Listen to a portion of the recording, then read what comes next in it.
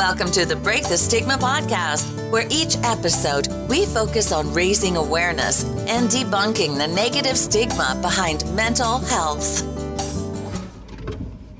Hey guys, I'm Angel. And I'm Kiana. And this is the Break the Stigma podcast. Woo! Yo, we did that at the same time. Intro queens. Yep.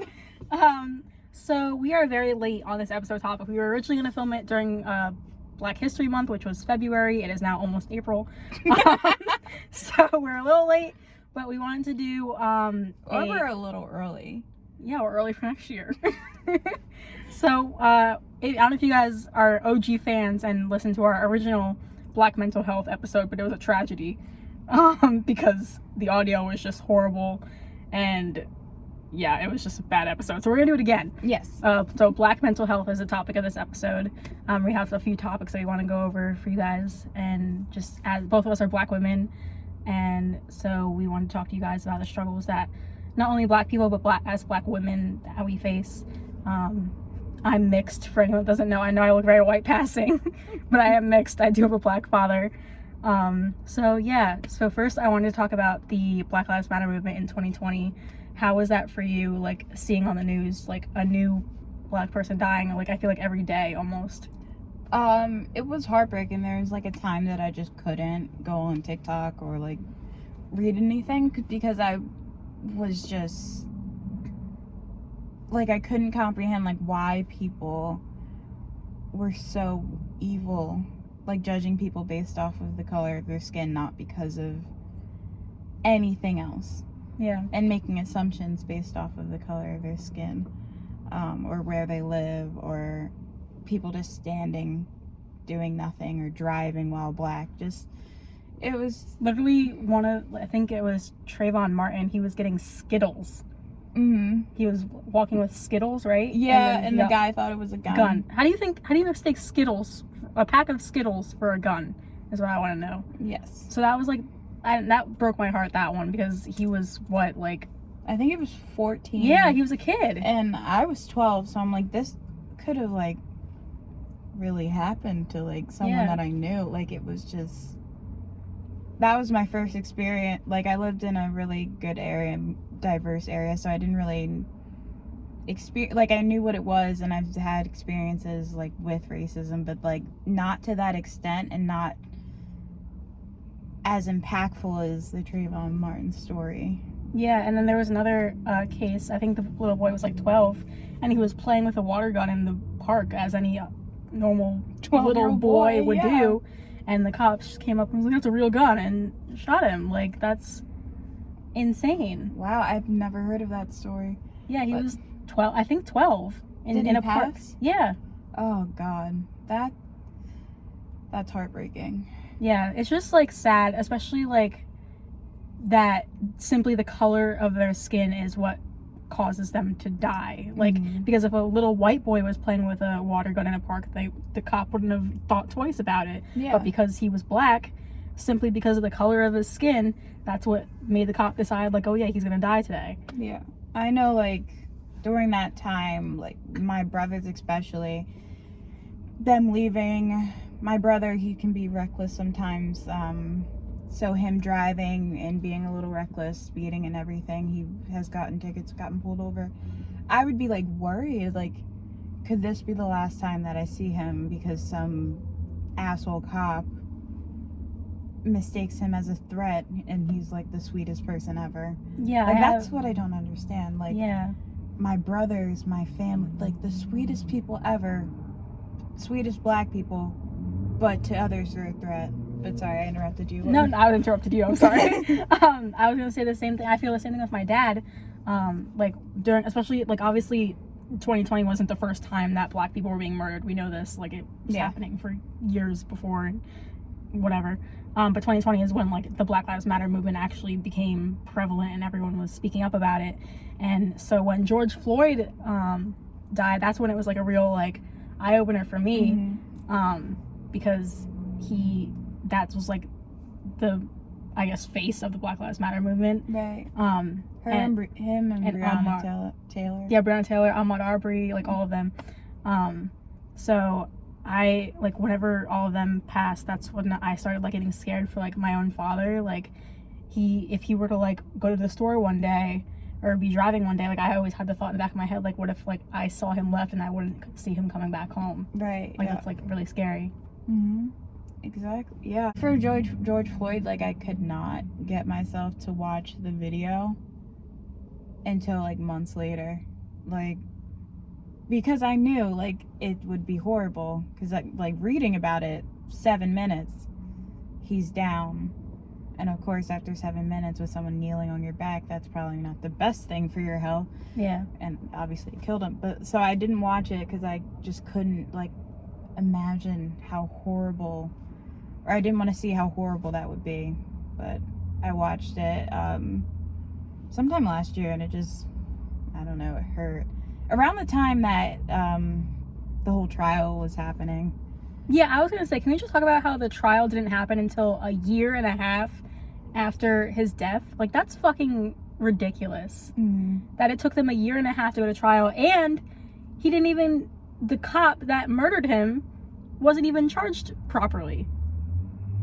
Yeah. Like, he was charged with murder, but it was, like, 3rd-degree murder, I think, instead of 1st-degree, something like that. I don't really know.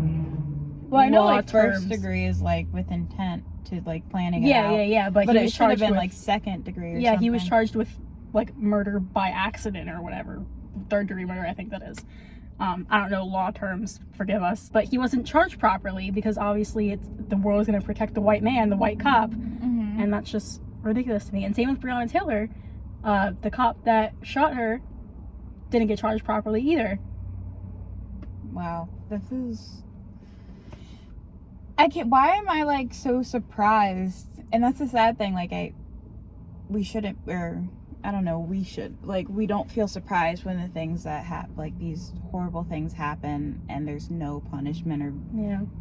Or, like, a little bit of punishment, but it's basically a slap on the wrist. Exactly. Literally, they got off with, all right, like, you go do some community service and You don't do it naughty again. boy. Don't do it again. Like, when literally, like, the entirety of the black race, black existence was torn to shreds by all of this, and the cop got off with nothing. We're gonna move on to our experiences as black women growing up and just living life. Just living life, Yeah, as black people. Yeah, so I wanted to talk about my struggle as a mixed girl because, like I said in the beginning of the video, I'm mixed. My mom's white, my dad's black, so I'm a little Oreo.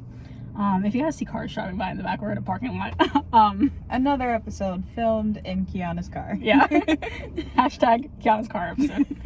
But anyway, growing up mixed, I never really knew where I fit in. Like, I had, like, my group of black friends, I had my group of white friends, and, like, I never really, like, felt like I fit in with either of them because I, like, would identify with my white side and my black side, but if I was with my white friends, I would act more white, and if I was with my black friends, I would act more black. And I just felt like I was always, like, perceiving myself as something that I wasn't. Like, I was always pretending. And it got, like, in the way of a lot of, like, things for me because I wasn't being my full authentic self. I was pretending to be what I thought that they wanted me to be, like, as my black friends or as my white friends. So yeah, I felt like I didn't really fit in with either group of people, and it was weird, like, growing up mixed because it's like you have white privilege but you're also black, so you have the lack of privilege. And I don't know how to really describe it, but it was just like I had the white privilege from my mom, but then I also had to fear for my dad, like, not coming home one night. Like, it was just really, like, a conflicting experience, I guess, is what I'm trying to say. I bet there's, like, some identity issues, too, because there's no category for you to fit in. Like, yeah, there's not many mixed people out there, at least that I know, that, like, went to, like, my school. It was either you're black, you're white, you're Asian, you're Spanish, whatever, but there wasn't, like, the group of, like, mixed kids. I feel like if there was, like, a group of mixed kids that we could all, like, relate to each other, that it would be, like, a lot easier. But, like, it was, like, from my white friends, they were asking me for the N-word pass, but from my black friends, they were like, oh, you can't say that because you're only half black. And it's just, like, I definitely had an identity crisis going in school because, like, I didn't know who I was or where I fit in, because there was points where I identified more with my black side, but I also wasn't black enough for my black friends because I mixed with white. So it was definitely a struggle growing up. And going off of that, being not black enough, I wanted to ask you about your experiences, because I know you've mentioned in a few episodes how people have like called you like not black enough. Yeah. Growing up, I had this issue of not really fitting in with like people of like black people around me. Even my siblings were very different in the sense that how I speak, how my voice sounds, like just everything. It's not quote unquote black enough. Like I was trying to explain this to my therapist, and there was really no clear way to explain it, because black comes in so many different shapes, sizes, categories. Not categories. I was gonna say flavors. So that's flavors, experiences, and everything. And you can be intellectual, you can be nerdy, you can be you can be all these things and still be black. But when I grew up, and with the people around me, black and white, like I was too white, and it definitely created like this, like almost like you, like not really having a category to like fit myself in. Like I was quote unquote too white for my black like friends and my family and everything, but also like I'm black to, like just to my friends, to my white friends. So I'm just like I don't look like my white friends, so like I don't identify with their experiences and everything, but like I look like my black friends and I identify with a lot of their experiences, but they don't want to accept me because of my personality or how I speak or whatever. So it was definitely hard to be in the world when there's only like, lack of a better word, like black and white, like this is how you're supposed to be and this is how you're not supposed to be. Yeah. What's like one experience that you can remember where like someone told you that like you were acting white, I guess? Oh, or my like God. That's some white people shit, as most people say. I have like two that like clearly come to mind as soon as you said that. The first one, I was in middle school, I forget what grade. I had this friend that I'd had for a while, like since elementary school, and we were just hanging out with a group of people. Like it was just, I think she was like the only white person there. It was just me and like other friends. And she was joking like, I'm blacker than you, and she is white as day, like pale, like white. And why did you say that? Like, what did you do? I don't remember like what I did or what I said, but whatever I said, it wasn't it was perceived as weird or not black enough. So that's what she said, and I'm just like, how is that a thing that you can say and that's okay? Yeah. And no one, and everyone around them, like everyone in our circle where we were, was like just laughing, and I felt embarrassed. I felt out of place. The second example of like, especially the this is white people shit, is my cutting. That right, like once my family found out, I remember my older sister said that to me. Again, like it's one thing to hear like you're not black enough and everything from like outside people. Like of course that has an impact on you, especially if it's a social group and you know you want to fit into your school or whatever.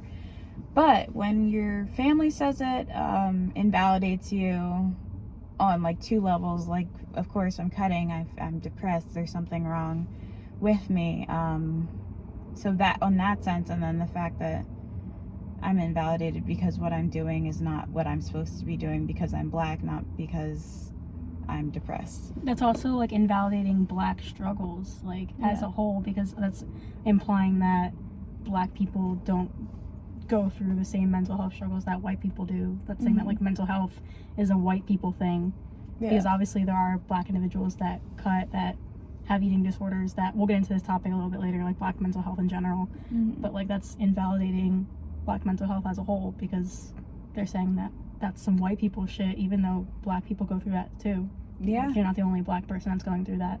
Yeah, but in my world at that time, I definitely was, and I was definitely out of place, because even like when you look up celebrities or like TV show storylines or whatever, not any person, well, Demi Lovato, but other than that, like no person of color, no black person struggling like that. Well, or they're just not open about it. Exactly, but 10-year-old or 11-year-old Keanu is like, wasn't really looking for a reason to feel to like, you know, looking to validate myself. I just was listening to outside voices. Yeah, I've had like similar experiences with people telling me that like that's some white people shit, although it's different because I actually am half white, so it's like, not to say that it's like okay, but it's like I actually am half white, so for someone to tell me that I'm doing white people shit, it's not as offensive as it would be to like a black person. But specifically, like I personally, like, no shade, I guess, to like my white side, but I identify more with my black sides, like because of like the culture, the traditions, just everything that like I am like on my dad's side I identify more with. So it really like hurts me when people tell me that like I'm acting white, or that's my white side coming out, because like I try and like not present myself more as a black woman, but I relate more and I identify more as a black woman than I do as a white woman, because of the experiences that I've gone through and the traditions and cultures, like I said, that I relate to. But anyway, with like when I hang out with like my black friends and like I'll do something, they'll be like, that's your white side coming out, or like that's some white people shit, like that's, it like really like hurts me, because I'm like, well, like that means that like I'm like, you guys think of me as like lesser than what you guys are as like black people. Yeah, if that makes sense. No, that makes sense. Do you remember when I went to your house? I forget what we were talking about, but your dad kind of invalidated your blackness and related and like looked at me and was like, you know what I'm talking about because you're black. Do you remember the situation? I think it was New Year's. Yeah, it was on New Year's. I don't, oh, it was because the ball drop. Like, I've never seen the ball drop and I didn't really care about the ball drop. Yeah. Not like, I of course don't know what it's like to be mixed, but I had mixed friends, so I can kind of empathize with that situation. But like, he's your dad, he's your connection to your blackness, that must have like hurt. Yeah, my dad's like the person that says the most like, that's your white side coming out, or like that's some white people shit whenever I do something that like he just doesn't like. And it definitely is like hurtful, because like you said, that's my connection to my black side, that's what I identify most with, and you're like invalidating that I'm part of that community basically. But I'm sure there's a lot of black people, like, I don't care because it's a ball falling, but like some black people might like, yay, it's a new year. I don't know, like me, it's a new year, same shit, so I don't care. Yeah. So there's more than one reason why someone doesn't like something. It doesn't matter the race. Exactly. Like, I hate that society has to bring race into everything. Like, honestly, even if it's not like that's some white people shit, it's always like, if like on TikTok, if someone's like telling a story, it's always like, oh, but if a white person said this, if a black person said this, like people always have to bring race into everything. And I just wish that the world could be like, we're all equal, but that's never gonna fucking happen. Yeah. Like, we can only hope and wish for that to happen. Like, there's a fucking war going on right now. Like, we're way behind on like equality and shit. Eventually Martin Luther King Jr.'s dream will come true. Hopefully. Martin Luther King Jr., I'm so sorry we have failed you. Fucking everything. Every black pioneer, I feel like we've just failed, because all they wanted was for black and white people to be equal. And in some ways, I guess we are. Like, obviously black people and white people don't have to have separate water fountains anymore, or things like that. They're like simple things. But like, it's the bigger picture that really matters. Like, it's passed down and you might not even know why you have it or where it's rooted from, but you have it. Like, there's always going to be this racial bias that a lot of white people have, you know? Yeah. Or even like me, for example, like I'm wary like of white people, a lot of white people. If I'm in a white area, I'm scared. And I know that's like, if I'm picturing it and trying to be empathetic or whatever, that might be how someone in like a white person in a black area might feel. But I know from history that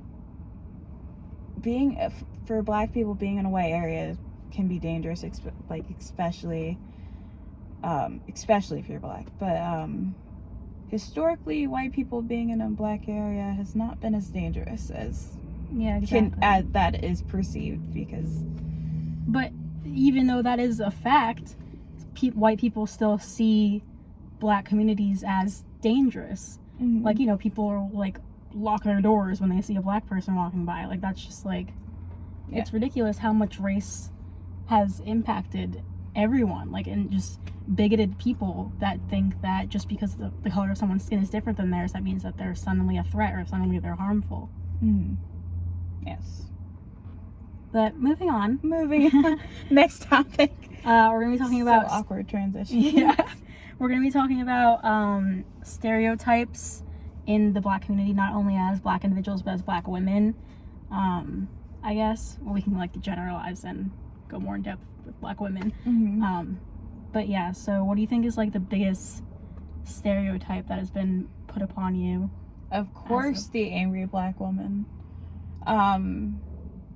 You can't be too loud, or you can't express yourself in a way that would be perceived as angry, because you'll be labeled that, and it's not good. You know. So because of that stereotype, I am the least assertive person ever. I don't want to be perceived as causing problems, but that's not right. Well, obviously it's not right, but that's not how it should be, because black people, black women, they're allowed to express themselves. Maybe their voice gets a little higher, but they're expressing themselves because they need to be heard. And they're being assertive. It's not like an attitude thing. It's not a quote unquote sassy thing, which I don't really like, that whatever.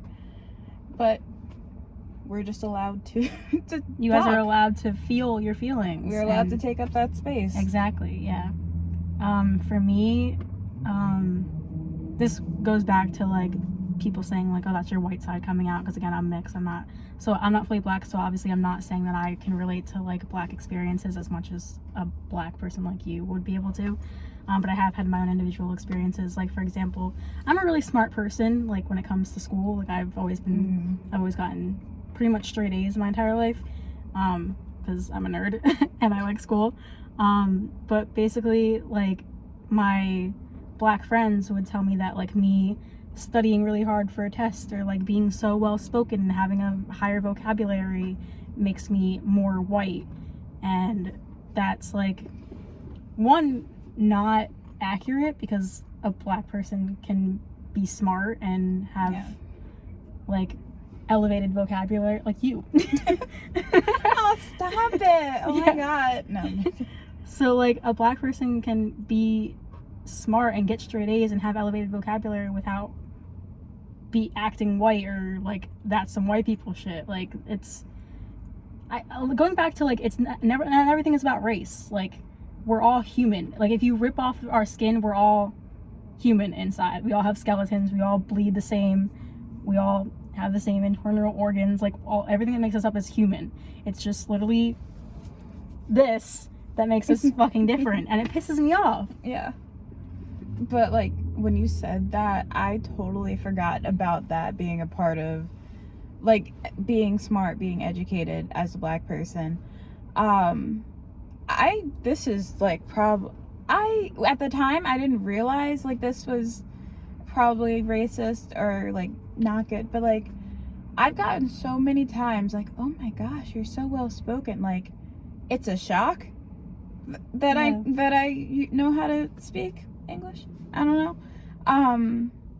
And at first I was like, oh, thanks, that's so sweet. But then you go back and you look and think about, why is that such a surprise? Yeah. like it shouldn't be, like based off of like how I look. Like they'll read the name Kiana, like, that's a black person, and then meet me and like be totally shocked that I am not the stereotypical black person. woman, yeah. But yeah, and of course there's nothing wrong with like using slang or anything. Like speaking however they want to speak and express themselves. It's just not how I talk, and it's okay. Which that took me a lot of time to. Yeah, talking white shouldn't be a thing. Like, Yeah. you just speak how you want to speak. Yeah. Language is language. It's not black or white. Yeah. I really lucked out. Like I was talking earlier about how I had some like family members that kind of commented on like how different we are in our blackness, I would say. But my brother Kyle, he always would stand up for me. He would, when I would say nothing and just like smile and nod like, oh yeah, that's haha, joke, me, funny. Anyway, my brother would be like, how do you act a color? Like he would just say smart responses like that to stand up for me. And that's kind of how I kind of came to terms with, okay, like this is okay, like what I'm doing, who I am, how I speak, whatever, it's okay. So I would contribute a lot of that growth, I guess, or self-discovery, I don't know what the word would be, to him, and his like indifference of like, you're who you are, it doesn't matter what the fuck the world thinks. Yeah. So, and my mommy, but we love Mama Sap. So obviously this is a mental health podcast, and it wouldn't be the podcast it is today without talking about mental health. So we're going to circle this all back around to mental health as a black individual. It is obviously not spoken about enough because mental health is a white person thing, as many people have referred to it as. But obviously black people have mental health, and it needs to be destigmatized as much as white mental health. So we wanted to talk about like our experiences, because both of us are in therapy, obviously. And does it bother you that there's like little to no black therapists out there? Yes. And then I've had 2 black therapists in my whole entire life, and one of them was so judgmental about my mental health problems because I was black, which made no sense because she's a therapist. So it's like ingrained in like a black individual's brain that like mental health shouldn't exist if you're a black person. It's like so heartbreaking. Yeah. Like there's no black therapists out there, and that's like it. Does it like obviously like I'm asking you because you're a black person. Wait, can we pause this really quick? This whole episode, you keep on saying like you're not fully black or you are black. Oh, thank you. Okay. Thanks for validating that. Because no one else does. Literally, when people, there's a bunch of mixed people in the world. When they are looked at, when they are seen, when they go into a job interview, like your full name is Angelique. When they read that, like this person is black. When they see you, you look Puerto Rican. But I don't care. But like, you're black, you know? Thank you. I forget, like, there's more things that I need to say, but Go ahead. words aren't working. Oh, okay. But it doesn't matter what society puts on you. It doesn't matter. It doesn't matter. You are mixed, but you're a black. Because the world will see you as black. And it doesn't matter what the world thinks. But even you said you identify more with your black side. You're black. Thank you. No, I think I like always like preface with that because I don't want to seem like I'm taking away from black experience because I'm not fully black and I don't have the same struggles as a fully black person does. So that's why I always preface it with like, I'm not fully black, I'm mixed, I don't have the same struggles. Yeah. And of course it's always a good thing to say you have privilege. Like Zendaya always talks about how she has privilege as like, she's mixed too, but in my brain she was light skinned. But anyway, as a mixed person, as a light skinned person, she always talks about how she has privilege. And that's always great to say, but to her core, she's black. Yeah. So are you, Angel. Thank you. Congratulations. Yay, black people. Racism. But I was gonna ask you, as a black individual, do you feel like it's harder to, like, I guess, I don't know how to word this, but like in therapy, do you feel like you would like be more willing to open up if you had a black therapist that like actually understood your experiences more than a white therapist? Or does it like not really matter to you? A little bit of both. Like, it doesn't matter to the point, like, because I've had white therapists for over about half my life. I'm kind of used to having to explain, like, go like deeper into my experiences than I would if I was talking to a black person. But also I would just like to already have like my experiences automatically Like recognized. Like they don't have to make sense, because they don't make sense at all. Yeah. But this is how the world is, and like white people or my white therapists that I've had, they of course live in that world, but they don't live in the world of like how we see it. So a little bit of both. Yeah. Like they're both helpful. One's a little bit easier. Yeah. But how about you? Like, how do you feel about that? I've had one black therapist, and it was definitely a lot easier to like relate to her on certain, like, she related to me, I mean, on certain things, and it was easier to like talk to her and open up about certain struggles that I face.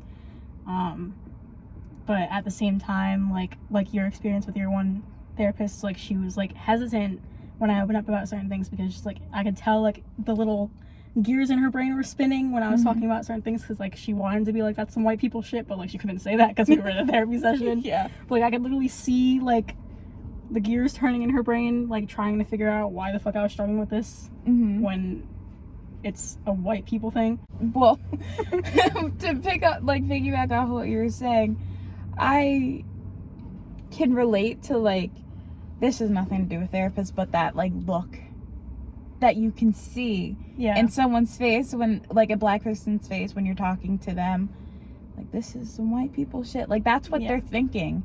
And I'm so glad you said that, because I did not know. I thought I was the only one, and I thought I was making assumptions. No, I pick up on it really fast. Yeah, because you have to, because you know, like, because of past experiences, you can recognize that look, you can recognize. And that's kind of sad now that I think about it. Like, yeah, you can recognize when someone, like, a fellow black person, a fellow black woman is judging you based off of, like, how you talk, how you speak. Because that invalidates you. That makes me feel less than, like, I'm not enough. Yeah, like, and there's also this, like, unspoken rule that, like, black individuals are supposed to stick together. Like, we have our own separate struggle, like, away from the rest of the world. And so we're all supposed to be sticking together, like, as black individuals, as a black community.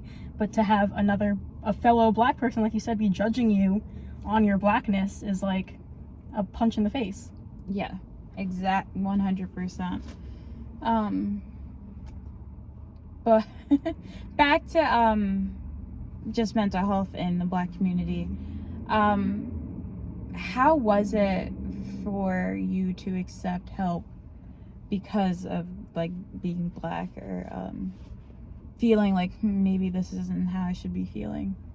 It was definitely hard to, like, convince my parents that, because whenever I first got into therapy, I was still a minor, so you still need, like, your parents' permission.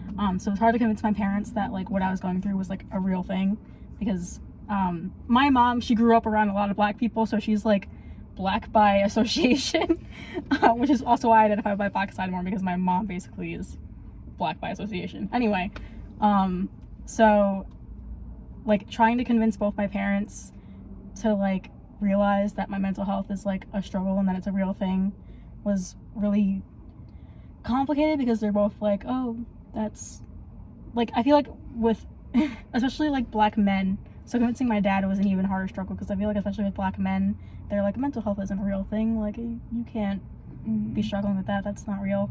With convincing my dad, I was already in therapy at this point, but my dad didn't recognize that what I was going through was that much, like, that big of a problem, until like a couple years into my therapy, when I was like not doing well, he realized like maybe this isn't like my choice, or I'm not like making it up, I'm not being over dramatic.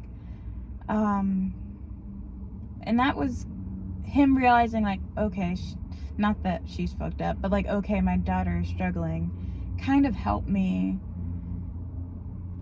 like feel more supportive, because that's not like, I love my dad, but support is not where I don't look to him for support. So it definitely helped, feeling that like a little bit more connection to him. But seeking therapy when I was younger, my mom actually put me into therapy. I'm a quadruplet, OG members know this, but she put all of us into therapy when my parents separated for the first time. I say for the first time because they got back together, which was dandy. But anyway, when my parents first separated, because we were all just struggling with that, not having our dad around, and that's not the norm. That's not how a lot of black mothers, not a lot, I can't generalize because I don't know, but from like a lot of like secondhand, because from other people's experiences, that's not how a lot of black mothers handle that. Is kind of like, okay, suck it up, deal with it. But my mom is definitely the reason why I got into therapy. Well, she kind of forced me, and I wasn't really happy about it. But now you love therapy, so it all worked out. Now I love it. It's my 1 hour bitch session, 45 minutes, because I hate it. Yeah. Or I don't hate therapy. I hate that it's 45 minutes, but. So obviously I'm not bashing on my dad, because obviously like he says things based on like what he grew up hearing and like what was ingrained in his head. Mm-hmm. But whenever I would like go to him with like, not that I went to him a lot, because obviously like my dad's an intimidating person. He really is. Yeah. He's super nice. He's super nice, but he's really intimidating at the same time. So not like I really went to him with a lot of like my struggles. I mostly went to my mom. But whenever like I did go to him, it took him, honestly, I feel like until I started this podcast to realize that mental health is like a real thing. Because anytime I would go to him with anything mental health related, he'd be like, oh, that's some white people shit. And that would just be like at the end of the conversation. Like if I went to him about like my eating disorder, or feeling like I'm like fat and I don't want to eat my food, he'd be like, that's some white people shit. Even though he has bipolar disorder, right? Yeah. Even though he struggles with mental health himself, he denies it completely. Like he just doesn't. Oh. Like he never talks about it. He never like. I don't feel like he identifies with the fact that he has bipolar, because having mental illness is some white people shit. Right. It's not like he ever like goes to a psychiatrist to actually talk about his problems and like get medication for it and all that. Okay. Yeah. Interesting. I know like what I was saying earlier about seeking help for mental health issues when you're black is hard, like not harder. Well, can be harder. I know from my older sister's experience, like she's struggled with her mental health for, I would say, she's 30, like maybe 15 years. But she, like when we were younger, my mom, of course, put her into therapy, but it wasn't right for her. Like she didn't want to go to therapy. It was, like, you know how teenagers are, like they don't want to go to therapy. I don't want to. Yeah. Well. Except for me. Yeah, except for me. Yeah. It's like, ooh, when's my next therapy session? Literally. PHP, okay. 2 times a week. Love that. We're like the outsiders. So weird. Anyway, she didn't go to therapy until after her son, my nephew, died. That was the first time in her life that she actually went to therapy. And the first time that, like, in my experience of, like, knowing her and, like, talking to her, that, like, we had a really honest conversation about, like, mental health and mental health issues that we both faced. I think part of the reason why it took her so long is because the stigma of being black and being mentally ill. It's not what is perceived as correct or right. And she, in her circle, there's not many people in therapy that are Black, that are her friends. So it was definitely a harder road for her than it was for me, because I kind of liked it. And my mom forced me in it, and not forced me, but she put me in it at a young age, so I kind of understood, like, this is okay, this is, talking to people is okay. Yeah, and I think, like, with Black individuals in general, like, it's not, like, mental health isn't talked about in the household enough for them to realize, like, going to therapy is something that's an option for me. Yeah. Like, because anytime, like, they're having, like, a breakdown, or, like, if they're feeling upset, it's always like, oh, suck it up, like, get over it, whatever, yada, yada, yada. Especially Black men, but, you know, that's a different episode. Yeah.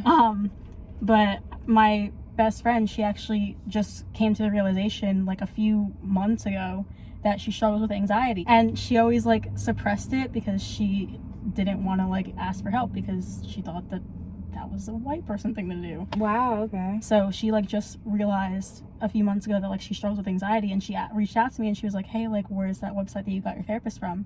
And I'm, like, so proud of her for, like, reaching out and, like, wanting to seek help, because that is, like, such a huge jump, especially for a Black individual, because it's not spoken about in the community enough that, like, that's even an option to go to therapy. Yes. Because it's always just suck it up. Right. Okay, so this was our episode. Thank you guys so much for watching, and we hope you guys tune in for the next episode. Yeah. Cutting off here. Bye. Bye.